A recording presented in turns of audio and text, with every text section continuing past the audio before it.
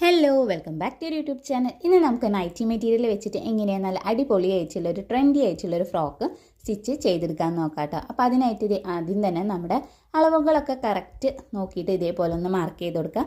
അതിനുശേഷം നമുക്ക് ഈ ഒരു അളവിൽ തന്നെ കട്ട് ചെയ്തിട്ട് മാറ്റിയെടുക്കാം.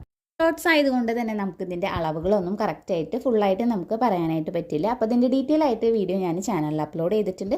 കാണാത്തവരാണെങ്കിൽ അതെന്തായാലും ഒന്ന് കണ്ടു നോക്കിയോ കേട്ടോ. അങ്ങനെ കട്ടിംഗ് ഒക്കെ കഴിഞ്ഞതിന് ശേഷം നമുക്ക് ഓരോന്നായിട്ട് സ്റ്റിച്ച് ചെയ്തെടുക്കണം. അപ്പോൾ ആദ്യം തന്നെ നെക്ക് സ്റ്റിച്ച് ചെയ്യുക. അതിനുശേഷം സ്കേർട്ട് പോർഷൻ ഒന്ന് ജോയിൻ ചെയ്ത് കൊടുക്കാം. പിന്നെ അതേപോലെ തന്നെ ഷോൾഡർ ജോയിൻ ചെയ്ത് കൊടുക്കാം. ഷോൾഡറൊക്കെ ജോയിൻ ചെയ്തതിന് ശേഷം നമുക്ക് സ്ലീവ്സും കൂടി ഒന്ന് അറ്റാച്ച് ചെയ്ത് കൊടുക്കണം. അതിനുശേഷം നമ്മുടെ കറക്റ്റ് ആയിട്ടുള്ള അളവ് മാർക്ക് ചെയ്തിട്ട് അതും കൂടി നമുക്ക് അങ്ങനെ ഒന്ന് ഷേപ്പ് ചെയ്ത് കൊടുക്കാം കേട്ടോ. അപ്പം നമുക്ക് ഇതിൻ്റെ ഫൈനൽ റിസൾട്ടും കൂടി ഒന്ന് കണ്ടു നോക്കിയേക്കാം കേട്ടോ. അപ്പം ഇതാണ് കേട്ടോ ഇതിൻ്റെ ഫൈനൽ ഔട്ട്ഫിറ്റ് എന്ന് പറയുന്നത്. റഫിൾ സ്ലീവ്സ് ആണ് വെച്ചിട്ടുള്ളത്. അതുപോലെ തന്നെ നെക്കിൻ്റെ അവിടെ ഇതേപോലത്തെ ഒരു ഡിസൈൻ കൊടുത്തിട്ടുണ്ട്. പിന്നെ നമ്മുടെ ഈ ഒരു സ്കേർട്ട് പോർഷനിൽ സൈഡിൽ മാത്രമാണോ ഫ്രിൽസ് വരുന്നത്.